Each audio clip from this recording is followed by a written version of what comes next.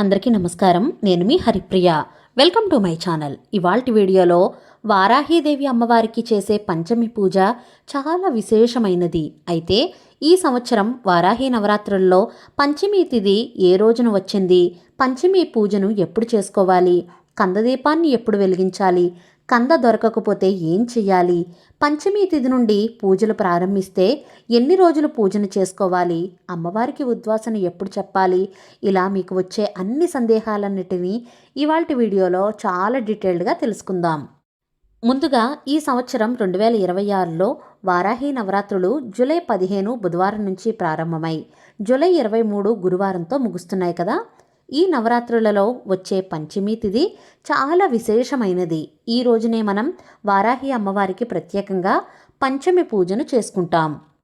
అయితే ఈ 2026 సంవత్సరంలో పంచమి తిథి ఎప్పుడు వస్తుందో చూద్దాం. జూలై 18 శనివారం ఉదయం 8:38 వరకు చవితి తిథి ఉంది. ఆ తర్వాత ఉదయం 8:39 నుంచి మనకు పంచమి తిథి ప్రారంభమైంది. జూలై 19 ఆదివారం ఉదయం 7:39 వరకు అయితే పంచమి తిథి ఉంది.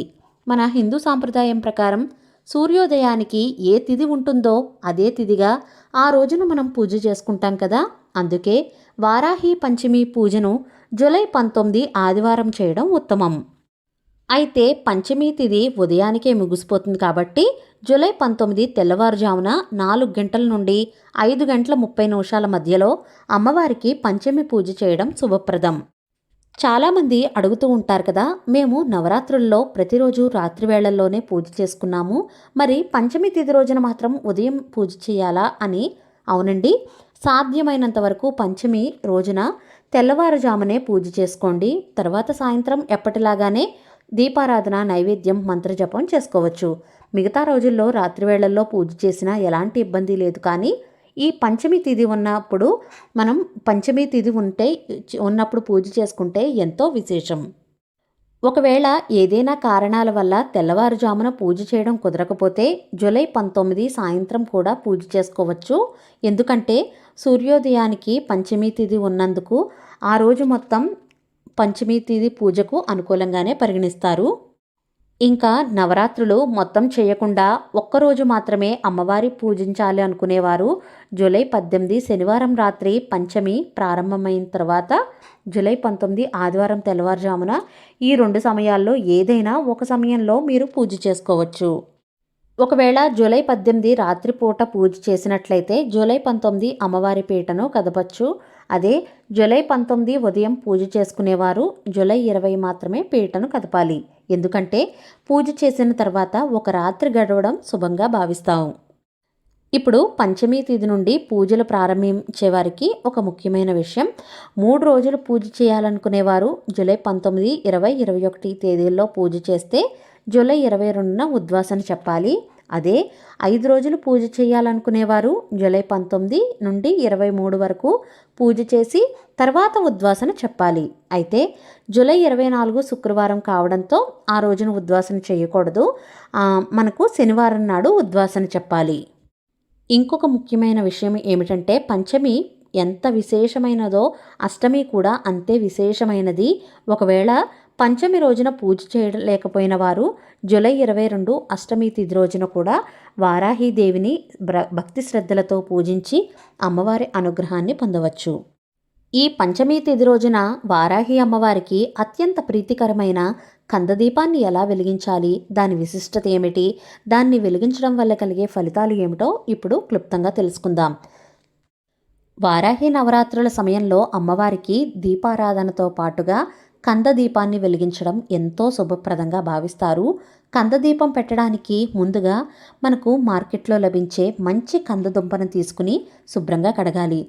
మీకు గుండ్రమైన కందదుంప దొరికితే తీసుకోండి. లేదు అంటే కనుక చిన్న చిన్న పార్ట్లుగా అమ్ముతూ ఉంటారు. అంటే పావు కేజీ కానీ అర కేజీ ఇలా కేజీ దుంపలు అమ్ముతూ ఉంటారు. అంటే సగంగా కట్ చేసిన దుంపలు అన్నమాట. మీరు ఒకవేళ కంద దుంప దొరకకపోతే అలా చిన్నగా కట్ చేసిన పార్ట్ అయినా తెచ్చుకుని మీరు దీపాన్ని వెలిగించుకోవచ్చు. కందదుంపను శుభ్రంగా కడిగిన తర్వాత దానికి పసుపు కుంకుమ పెట్టి మధ్యలో ఒక చిన్న గుంటలా చేసి అందులో ఒత్తి వేసి ఆవు నెయ్యి కానీ నువ్వుల నూనెను కానీ లేదా కొబ్బరి నూనె అయినా సరే వేసి వెలిగించాలి.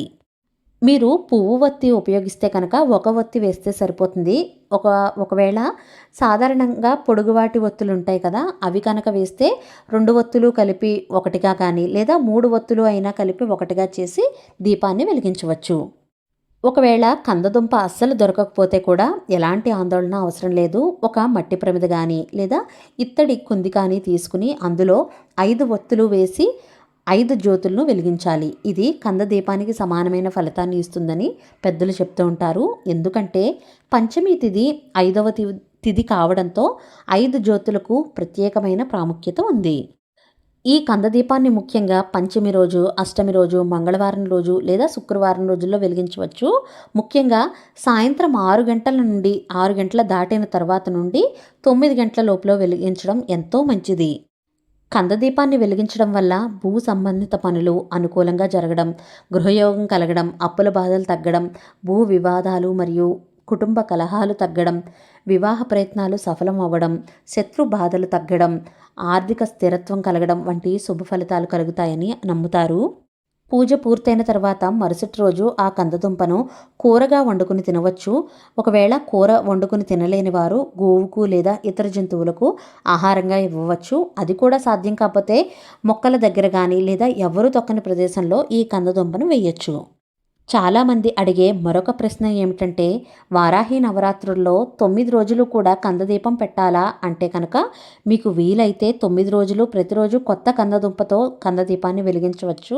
అది సాధ్యం కాకపోతే కనుక పంచమి రోజున లేదా అష్టమి రోజున లేదా ఒక శుక్రవారం అయినా సరే భక్తి శ్రద్ధలతో కందదీపాన్ని వెలిగిస్తే ఎంతో మంచిది. ఒక ప్లేట్లో 3 గుప్పెళ్ల బియ్యాన్ని వేసి అందులో కొద్దిగా పసుపు కుంకుమ వేసి ఈ కందదుంపను అందులో పెట్టి దీపం వెలిగించాలి. ఈ కందదీపం వెలిగించినా సరే నిత్య దీపారాధన కోసం 2 కుందుల్లో కూడా మనం దీపాలను వెలిగించాలి. ఇక్కడ నేను 2 కుందులే కాకుండా ఇంకా ఎక్కువగా దీపాలను అయితే పెట్టుకుని అలంకరించుకున్నాను. ఈ కందదీపాన్ని మీ ఇంట్లోనైనా లేదా వారాహి అమ్మవారి ఆలయంలోనైనా సరే వెలిగించవచ్చు. ఇంట్లో అమ్మవారి ఫోటో లేదా విగ్రహం ఉంటే వాటి ముందు వెలిగించండి. లేదు అంటే కనుక మీ పూజా మందిరంలో అయినా సరే ఈ కందదీపాన్ని భక్తి శ్రద్ధలతో వెలిగించవచ్చు. ఈ దీపం అమ్మవారి సన్నిధి ఉందని భావించి పూజ చేసుకోవచ్చు. దీనికి ప్రత్యేకమైన ఆచార నియమాలు ఏమీ అవసరం లేదు. భక్తి శ్రద్ధలు ఉంటే ఈ పూజ చేసుకోవచ్చు. దీపం వెలిగించిన తర్వాత దీపం చూపించి పువ్వులు లేదా అక్షంతలతో అమ్మవారిని అర్చించండి. ఆషాఢ నవరాత్రుల్లో ఈ విధంగా కందదీపం వెలిగిస్తే అమ్మవారి అనుగ్రహం తప్పకుండా లభిస్తుందని విశ్వసిస్తారు. నవరాత్రుల్లో మాత్రమే కాదు, ప్రతి నెల వచ్చే పంచమి తిథిని కూడా ఈ కందదీపాన్ని వెలిగించి వారాహి దేవిని పూజించుకోవచ్చు. నెలలో 2 పంచమి తిథులు వస్తాయి కదా, వాటి రెండిట్లో కూడా మీరు ఈ కందదీపాన్ని వెలిగించుకోవచ్చు. ఒకవేళ సాధ్యం కాకపోతే కనుక ఒక్క పంచమి అయినా సరే మీరు ఈ దీపాన్ని వెలిగించుకోవచ్చు. మాకు పంచమి తిథి ఎప్పుడు వస్తుందో తెలియదు అని అనుకునేవారు ప్రతి శుక్రవారం కూడా ఈ దీపాన్ని వెలిగించుకోవచ్చు. ముఖ్యంగా 16 శుక్రవారాలు కందదీపం వెలిగిస్తే మనసులోని కోరికలు నెరవేరుతాయని పెద్దలు చెప్తూ ఉంటారు. ఒకవేళ 16 శుక్రవారాలు చేయడం వీలు కాకపోతే కనీసం ఒక్క శుక్రవారం అయినా సరే నవరాత్రుల్లో ఒక్క రోజైనా, అది కూడా పంచమి తిథి రోజున ఈ దీపాన్ని వెలిగించి చూడండి. ఇప్పుడు దీపం పెట్టిన రోజున ఏమేమి నియమాలు పాటించాలో చూద్దాం. ఉపవాసం ఉండాలి అనుకుంటే ఉండవచ్చు, లేకపోయినా సరే ఎలాంటి తప్పు లేదు. ముఖ్యంగా సాయంత్రం 7 గంటల నుంచి 9 గంటల మధ్య దీపం పెట్టడం చాలా మంచిది. ఉదయం పెట్టాలనుకుంటే కనుక 4 గంటల నుంచి 6 గంటల లోపల వెలిగించండి.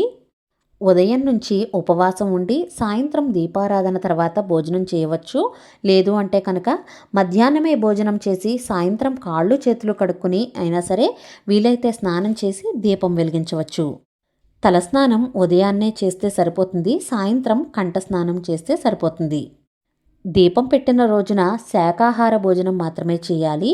ఉపవాసం ఉండడం అనేది కంపల్సరీ ఏమీ కాదు. ఆ రోజున సాధ్యమైనంత వరకు నేలపైనే పడుకోవడానికి ప్రయత్నం చేయండి. ఆరోగ్య కారణాల వల్ల కుదరకపోతే మంచం పైన పడుకోవచ్చు. దీపం వెలిగించిన తర్వాత కుంకుమ పూజ చేసుకోవాలి. ఈ కుంకుమ పూజ కూడా ఓం వారాహీదేవ్యై నమః అనే మంత్రాన్ని జపిస్తూ కుంకుమను లేదా ఎర్రటి అక్షింతలను ఎరుపు రంగు పుష్పాలతో అమ్మవారికి వారాహి అష్టోత్తరం, ద్వాదశ నామాలు లేదా మీకు తెలిసిన అమ్మవారి స్తోత్రాలు చదువుకోవచ్చు. అష్టోత్తరానంతరం ధూపదీపాలు చూపించిన తర్వాత అమ్మవారికి నైవేద్యంగా పానకం ఎంతో ప్రీతికరమైనది. అలాగే భూమిలో పండే కందదుంప, బీట్రూట్, క్యారెట్, వేరుశనక్కాయలు వంటి దినుసులను సమర్పించవచ్చు. లేదా మీ చేతులతో తయారు చేసిన పరమాన్నం, పులిహోర, చక్కెర పొంగలి వంటి ప్రసాదాలను కూడా నివేదన చేయవచ్చు. ఈ విధంగా భక్తి శ్రద్ధలతో కందదీపం వెలిగించి నామస్మరణ చేస్తూ నైవేద్యం సమర్పించి అమ్మవారిని పూజిస్తే వారాహీదేవి కరుణా కటాక్షాలు లభించి మీరు కోరుకున్న కోరికలు నెరవేరాలని మనస్ఫూర్తిగా కోరుకుంటున్నాను. వారాహీదేవిని లక్ష్మీదేవి స్వరూపంగాను, లలితా పరమేశ్వరి స్వరూపంగాను ఆరాధిస్తారు. అందుకే ఆమె అనుగ్రహం లభిస్తే ఐశ్వర్యం, ఆరోగ్యం, శత్రు విజయం, సర్వమంగళాలు కలుగుతాయని విశ్వాసం. చివరిగా చిన్న విషయం, కందదీపం వెలిగించిన తర్వాత ఆ రోజంతా అలాగే ఉంచాలి. మరుసటి రోజు మాత్రమే మనం కదపాలి. అలాగే కందదుంపను మీరు తినాలి అనుకుంటే వండుకుని తినవచ్చు. లేదా అంటే కనుక ఆవుకు పెట్టాలి. అది కూడా వీలు లేకపోతే కనుక ప్రవహించే నీటిలో విడిచిపెట్టండి. అది సాధ్యం కాకపోతే ఎవరూ తొక్కని ప్రదేశంలో లేదా మొక్కల దగ్గర ఉంచాలి. దీపం కింద వేసిన బియ్యాన్ని మాత్రం పారేయకండి. ఆ బియ్యంతో అన్నం లేదా ప్రసాదం తయారు చేసి ఇంట్లో అందరూ కూడా ప్రసాదంగా స్వీకరించండి. ఇలా పంచమి రోజున అంటే ఆదివారం నాడు కందదీపాన్ని వెలిగించి అమ్మవారిని భక్తితో పూజిస్తే వారాహి అమ్మవారి అనుగ్రహం తప్పకుండా కలుగుతుంది.